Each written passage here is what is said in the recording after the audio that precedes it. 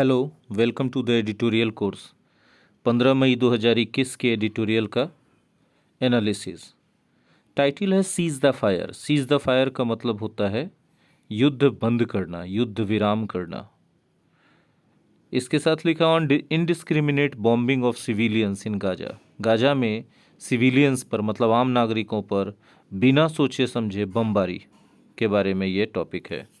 Indiscriminate के बाद यदि कोई नाउन आप लिखते हैं तो वो जो काम आप कर रहे हैं या V4 वाला नाउन लिखते हैं, जिरंडियल नाउन लिखते हैं, तो उस इनडिस्क्रिमिनेट का मतलब होता है बिना सोचे समझे किया गया, है ना, वो काम। Israel's right to defence itself. Israel का अधिकार है अपने आप का रक्षा करना, लेकिन ये जो अधिकार है डज नॉट एक्सटेंड, इतना ज़्यादा नहीं बढ़ जाता है ये अधिकार उसका कि to indiscriminate bombing of civilians in Gaza, कि वो गाजा में आम नागरिकों पर बिना सोचे समझे बॉम्बिंग करता रहे, बमबारी करता रहे। मतलब ये एडिटोरियल एक तरह से इजराइल को वार्निंग है, संभलो, मत इतना चढ़ो, मत इतना बढ़ो। आप एक्शन लो, लेकिन सिविलियंस को छोड़ के सिविलियंस को मत मारो। अगर हमस, मेरा अपना दृष्टिकोण है, अगर हमस आतंकवादी संगठन है, अगर है, क्या है, ठीक है,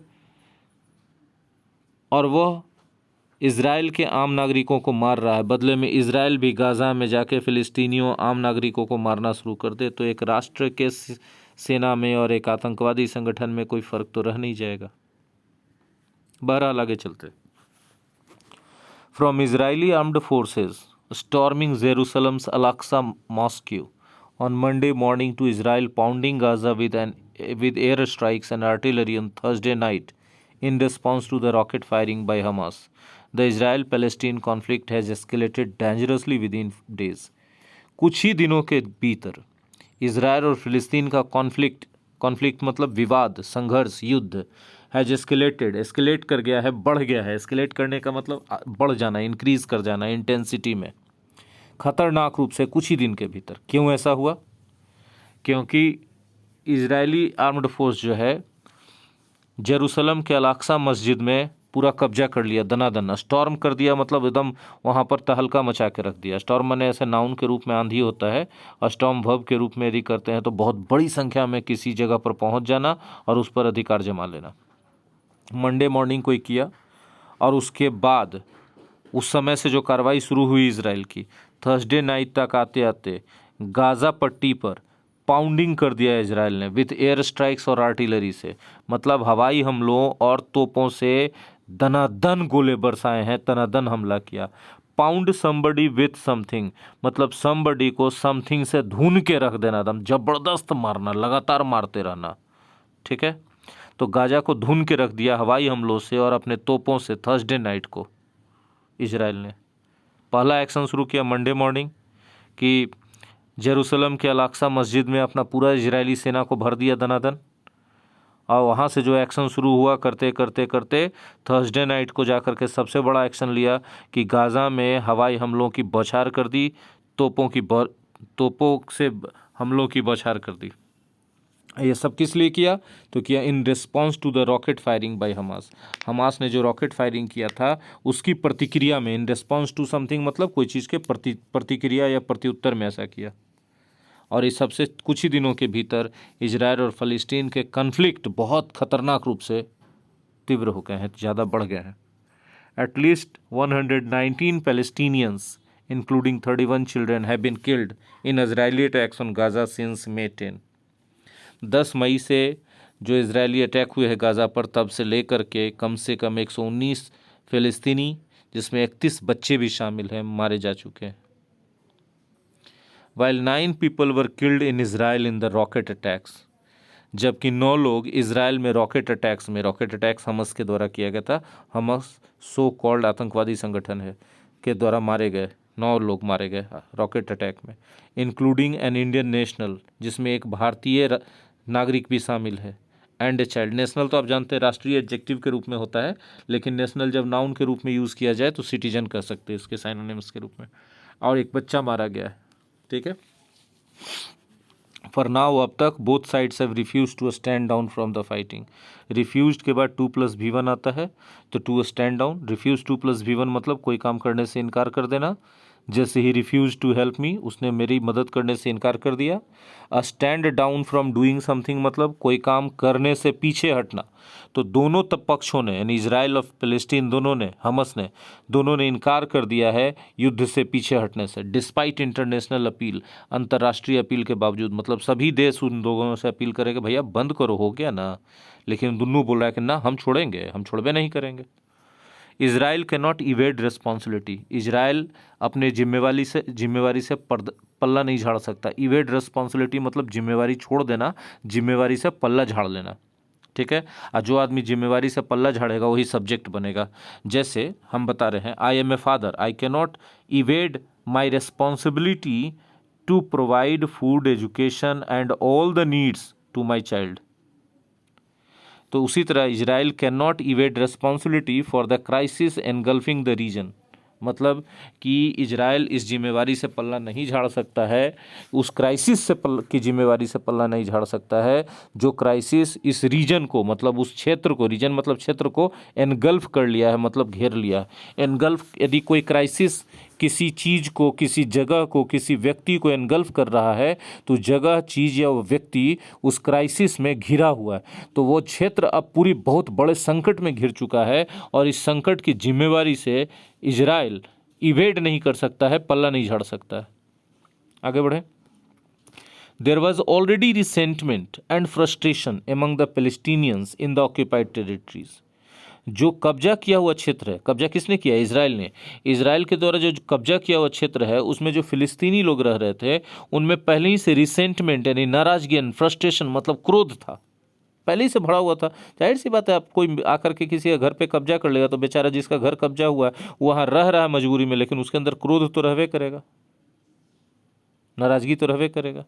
as Israel has expanded Jewish settlements and deepened occupation, क्योंकि उसने पहले तो ऑक्यूपाई किया और उसके बाद वहाँ पर एक्सपैंड कर दिया यहूदियों के सेटलमेंट्स को, घरों को, मतलब वहाँ पे ज़्यादा से ज़्यादा यहूदियों को ला करके बसाने लगे और इस तरह से अपने ऑक्यूपेशन को, अपने कब्जा को उन्होंने डीपेन कर दिया। डीप मने गहरा और डीपेन मने और गहरा कर देना, और गहरा कर दिया। बिसाइड्स मतलब इसके अलावा, किसके अलावा? देखिए, बिसाइड्स जब सेंटेंस के शुरू में रहे और उसके बाद कॉमा रहे और पूरा सेंटेंस लिखा रहे, तो बिसाइड्स के पहले वाले सेंटेंसेस में जो बात कही गई है उसके अलावा का सेंस होता है। तो बिसाइड्स इजराइल्स हाई हैंडेडनेस का मतलब सख्ती, क्रूरता, है ना।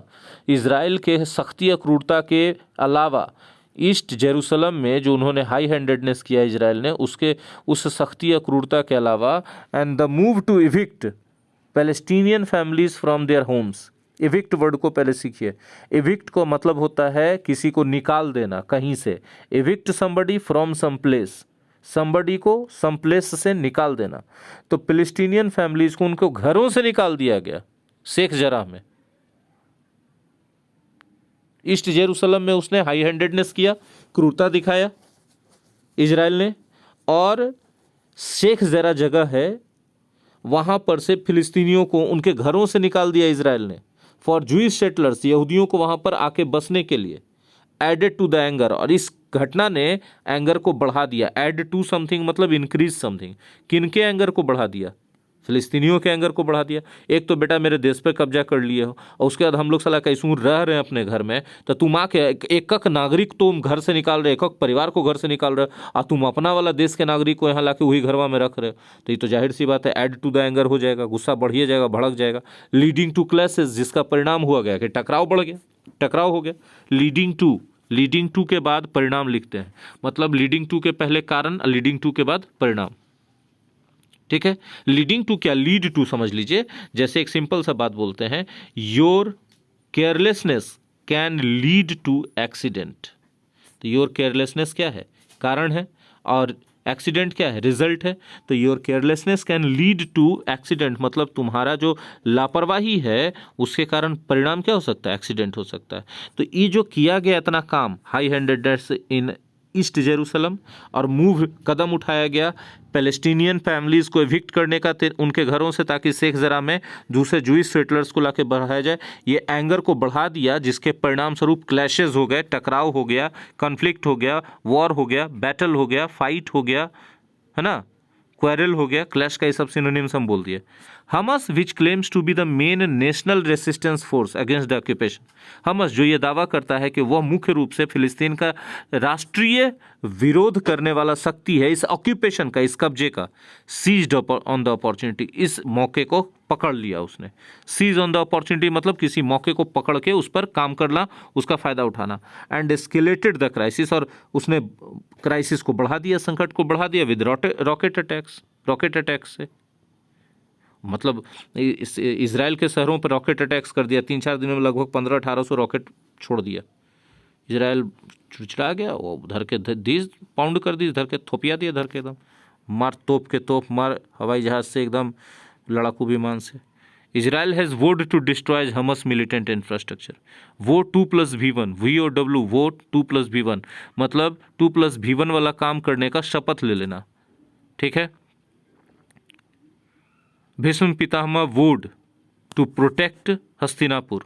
भीष्म पितामह ने प्रतिज्ञा लिया हस्तिनापुर को प्रोटेक्ट करने का, रक्षा करने का। उसी तरह इजराइल हैज़ वोड, इजराइल ने शपथ ले लिया है to destroy Hamas militant infrastructure, कि हमस के आतंकवादी इंफ्रास्ट्रक्चर को, पूरे ढांचे को वो तहस नहस करके रख देगा। But Israel knows it is easier said than done. Israel ये भी जानता है कि करने से ज़्यादा कह देना आसान है। It is easier said than done, ये पूरा सेंटेंस को आप एक कहावत के रूप में याद कर सकते हैं कि कहना आसान है, करना नहीं।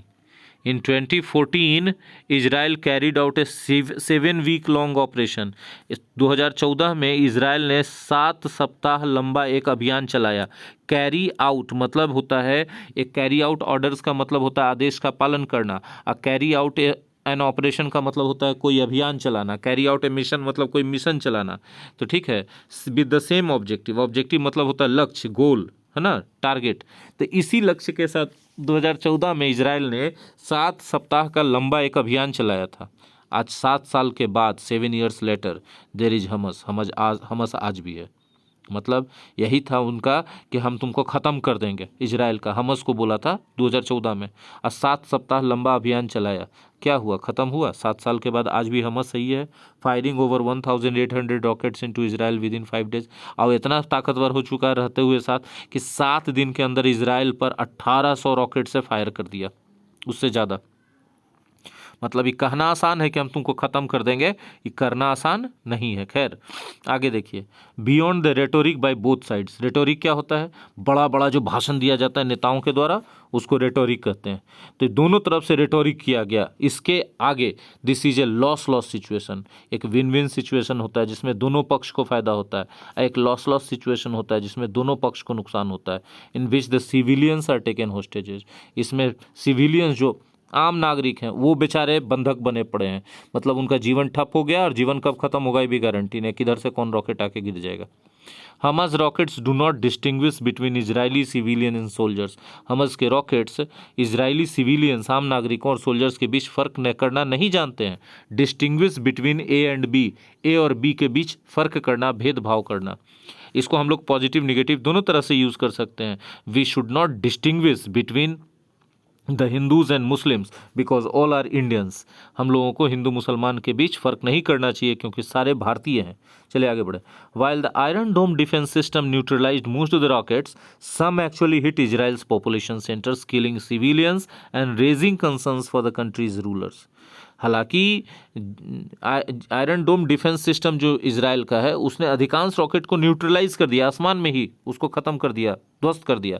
लेकिन एक्चुअली वास्तव में कुछ रॉकेट्स ऐसे थे जो इजरायली पॉपुलेशन सेंटर्स को, यानी शहरों को हिट कर गए, उस पर गिर गए जाके, किलिंग सिविलियंस, जिसके कारण सिविलियंस को जान चली गई, and raising concerns for the country's rulers, और देश के शासकों की चिंता बढ़ गई कि भैया हमारा देश पूरी तरह से आयरन डोम डिफेंस सिस्टम के बावजूद भी सुरक्षित नहीं है। इतना लगातार वो लोग हमला कर रहा है कि कुछ ना कुछ डैमेज कर दे रहा है। Israel is in fact witnessing A twin crisis. Israel वास्तव में एक ट्विन क्राइसिस विटनेस कर रहा है, झेल रहा है। वे विटनेस ए क्राइसिस का मतलब कोई संकट को झेलना, है ना। तो इजराइल में अभी दोहरा संकट चल रहा है। दोहरा संकट कैसे? बाहर से हमस कर रहा है, और जो फिलिस्तीनी एरिया पर ये लोग कब्जा किए हुए होगा, उसमें जो फिलिस्तीनी लोग रह रहा होगा वो तो हमस के सपोर्टर ही होगा। तो देश के अंदर, मतलब एक तरह से इजराइल का ही सीमा हो गया भाई, अब कब्जा कर लिया था, तो उस सीमा के अंदर गृह युद्ध छिड़ दिया होगा। तो बाहर के सेना से भी, बाहर हमस के अटैक से भी, गाजा पट्टी से जो हमस जो अटैक कर रहा है रॉकेट से, उससे भी निपटना है। और अंदर जो सिविलियन वार हो गया है, क्या है कि फिलिस्तीनी लोग जो है अंदर में हमला करेगा, तो अंदर का यहूदी लोग भी, ज्यूइश लोग भी बैठल नहीं रहेगा, तो आम नागरिकों के बीच में हो गया, उसको भी झेलना है। इसलिए ट्विन क्राइसिस बोला गया। तो अभी ट्विन क्राइसिस चल रहा है, ठीक है।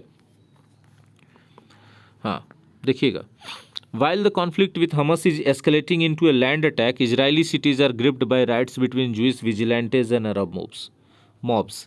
देखिए, एक तरफ जहाँ है हमस के साथ उसका जो लैंड अटैक है एस्केलेट हो रहा है, मतलब जो हमस के साथ जो उसका कॉन्फ्लिक्ट है वो लैंड अटैक में एस्केलेट हो रहा है। लैंड अटैक में एस्केलेट होने का मतलब ये जो कॉन्फ्लिक्ट था, युद्ध चल रहा था, अब लग रहा है कि दोनों देश एक दूसरे के ज़मीन पर चढ़ के सेना से युद्ध करेगा, ये एक स्थिति बन गया है। और इजरायली शहरों में दंगे फैल चुके हैं। Israeli cities are gripped by riots का मतलब इजरायली शहर दंगों की चपेट में आ गए हैं। दंगे किसके बीच? ज्यूइश विजिलेंटेज के द्वारा।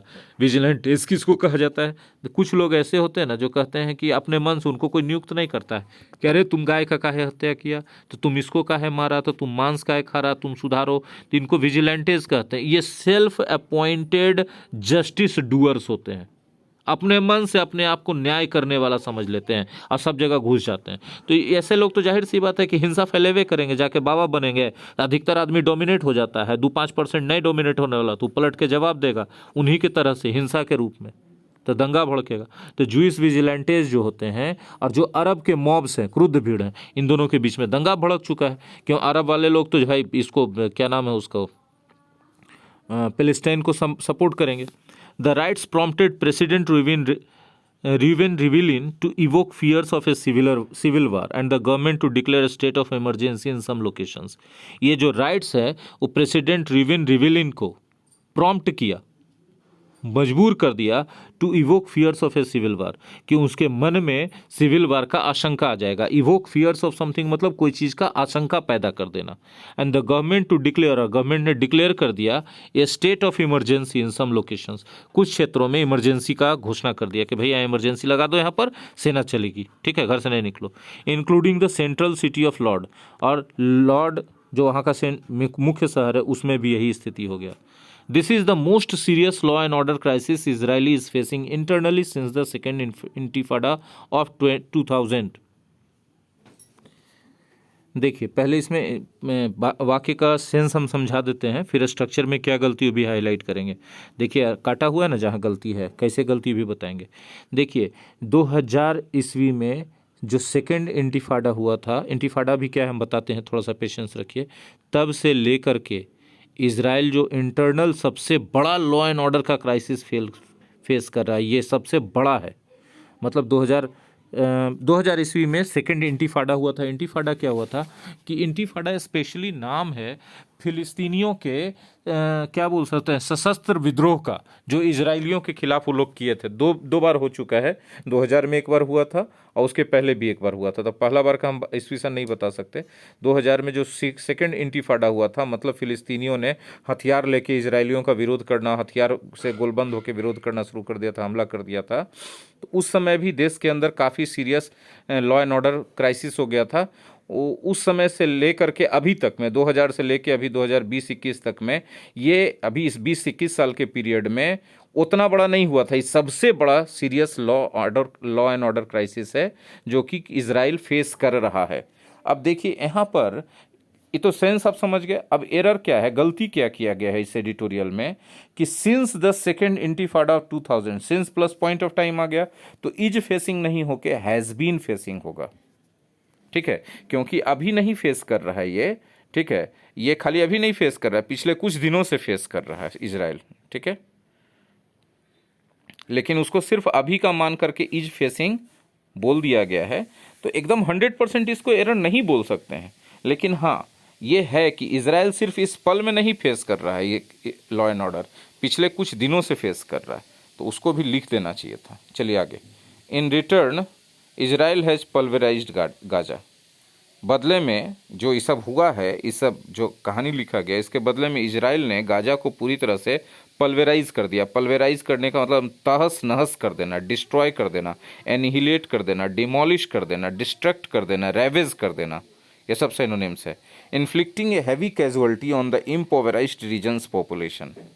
Inflict pain, torture, operation on somebody, है ना, यानी समबडी को दर्द, तकलीफ, यातना, प्रताड़ना देना। इन्फ्लिक्ट मतलब देना, लेकिन कोई बुरा चीज़ देना, सामान नहीं देना, मानसिक यातना देना, शारीरिक दुख देना, अत्याचार उस पर करना, तो inflict this things on somebody. तो और यह तहस नहस कर दिया, और इससे क्या हुआ, हैवी कैजुअलिटी हो गया बेचारे किन लोगों पर, इम्पोवराइज्ड रीजन्स पॉपुलेशन पर, मतलब वो जो गरीब क्षेत्र है गाजा, उसकी जनता के ऊपर इन्फ्लिक्ट किया इन लोगों ने, बहुत ज़बरदस्त कहर बरपा दिया, जिसको कहर बरपाना कहते हैं। The high casualty of children points to the collective punishment approach of the Israeli military. इतने बड़ी संख्या में जो कैजुअलिटी हुआ, मौत हुआ बच्चों का, ये इशारा करता है, पॉइंट्स टू समथिंग, मतलब उस चीज़ की तरफ इशारा करता है।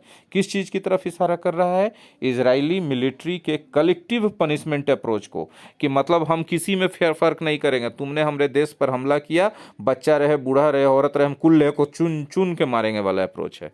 ठीक है। Israel's right to defend itself which the US and Germany have endorsed. Israel का जो अधिकार है अपने आप को रक्षा करना, जिसको एंडोर्स किया है, समर्थन दिया है यूएस ने, अमेरिका ने, जर्मनी ने, can not be the right to launch an indiscriminate bombing on the civilians of Gaza. लेकिन इसका मतलब नहीं है कि उनको अपना अधिकार है रक्षा करने का, तो बेचारे जो सिविलियंस है गाजा में रहने वाले आम आदमी हैं, आम नागरिक हैं, उनके ऊपर आप बिना सोचे समझे बमबारी कर दीजिएगा। ये अधिकार तो नहीं मिलता है आपको अपना रक्षा करने के अधिकार से। The international community, especially the US, which is a close ally of Israel, should put pressure on both sides to cease the fire.